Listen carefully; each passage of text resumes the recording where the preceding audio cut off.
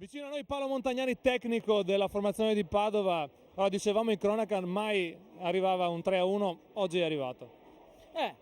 Una bella vittoria secondo me oggi, perché sicuramente Crema ha pensato questa settimana ai playoff, però ci abbiamo pensato anche noi, nel senso che abbiamo fatto lavoro fisico, abbiamo fatto una settimana pesante di lavoro, perché i playoff possono durare una settimana ma possono durare un mese, quindi dobbiamo essere preparati per giocare a lungo.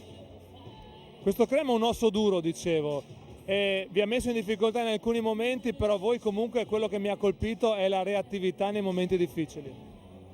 Crema è un'ottima squadra e sta giocando bene. Noi abbiamo questa capacità che ormai dobbiamo prenderne atto, è costante in tutto l'anno.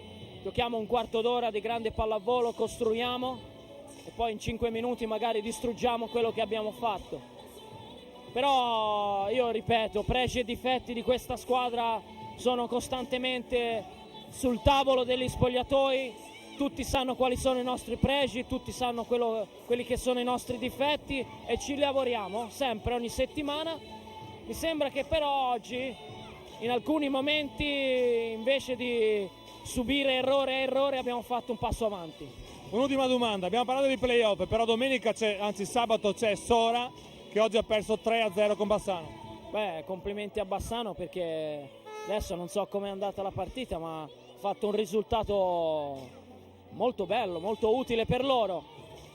Noi andiamo a Sora, sarà una battaglia perché Sora vorrà vincere per stabilizzare o per migliorare la sua classifica, quindi per noi sarà ancora una settimana di lavoro dura e una partita altrettanto dura, insomma. Finiamo, facciamo gli auguri di buona Pasqua a tutti i tifosi che ci seguono e ti seguono. A Pasqua invece di andare fuori porta, tutti al palazzetto, perché noi siamo lì ad allenarci. No, buona Pasqua a tutti. Noi subito dopo Pasqua cominciamo playoff, quindi aspettiamo tutti i tifosi al palazzetto, al Pala Fabris, quindi sarà almeno, se non è il giovedì 8 sarà il giorno 11, quindi prima o poi questi playoff cominciano e speriamo che vadano alla grande. Grazie a Paolo Montagnani. Grazie, buona Pasqua Paolo. Grazie.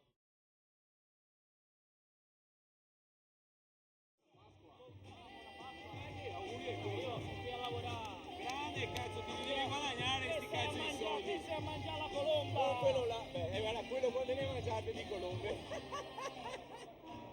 Rosso, tanti auguri. Anche a voi, Anche a te, Rosso. Noi ci vediamo la prossima partita, quella di L'8. Ciao, grazie. Ciao Paolo.